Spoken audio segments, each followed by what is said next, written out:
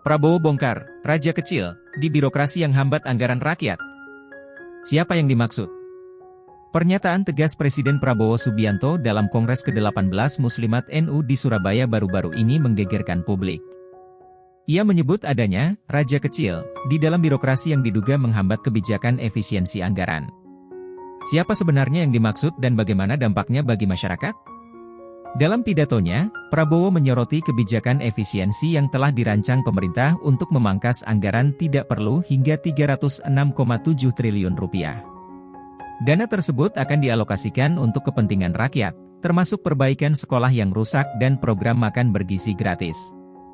Namun, kebijakan ini ternyata mendapat perlawanan dari oknum-oknum birokrasi yang disebutnya sebagai raja kecil. Banyak raja kecil yang merasa terganggu, yang tidak suka kalau uang negara digunakan untuk rakyat. Mereka ini yang harus kita hadapi, tegas Prabowo dalam pidatonya. Menurut Prabowo, ada oknum pejabat yang terbiasa menikmati anggaran negara secara berlebihan, terutama melalui perjalanan dinas luar negeri yang tidak perlu dan forum diskusi, FGD, yang dianggap hanya sekadar seremonial tanpa hasil nyata. Prabowo menegaskan bahwa efisiensi anggaran ini bukan sekadar wacana, tetapi langkah konkret yang sedang diterapkan di berbagai kementerian dan lembaga. Beberapa poin utama kebijakan efisiensi ini meliputi pemangkasan perjalanan dinas luar negeri, perjalanan dinas yang dianggap tidak esensial akan dikurangi drastis. Pengurangan FGD berlebihan, forum diskusi yang dinilai tidak memberikan dampak langsung bagi kebijakan publik akan dievaluasi. Optimalisasi anggaran, dana yang sebelumnya dialokasikan untuk hal-hal administratif akan dialihkan ke program prioritas, seperti makan bergizi gratis dan perbaikan sekolah-sekolah rusak. Pernyataan Prabowo menuai berbagai reaksi. Sejumlah anggota DPR mendukung kebijakan efisiensi ini, tetapi ada juga yang mempertanyakan dampaknya terhadap sektor ekonomi, terutama industri perjalanan dan jasa konsultasi.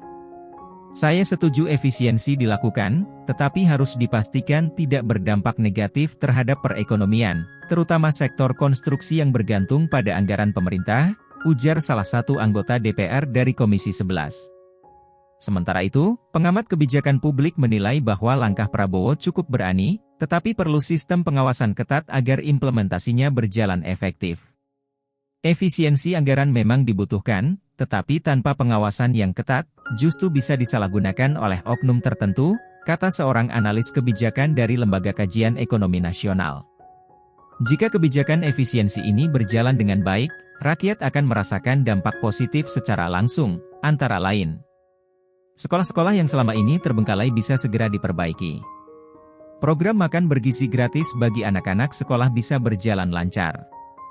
Penggunaan anggaran negara lebih tepat sasaran untuk kesejahteraan masyarakat. Namun, tantangannya adalah bagaimana menghadapi para raja kecil yang disebut Prabowo. Akankah mereka tunduk pada kebijakan ini, atau justru semakin menghambat perubahan?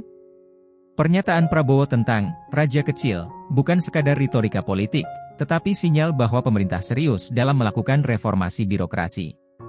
Pertanyaannya, apakah kebijakan ini bisa benar-benar berjalan tanpa perlawanan dari mereka yang selama ini menikmati kemewahan dari anggaran negara? Rakyat menunggu realisasi janji ini.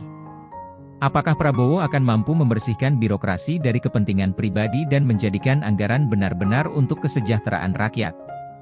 Kita tunggu langkah selanjutnya. Apa pendapatmu? Apakah langkah Prabowo sudah tepat atau masih ada tantangan besar di depan? Tulis di kolom komentar.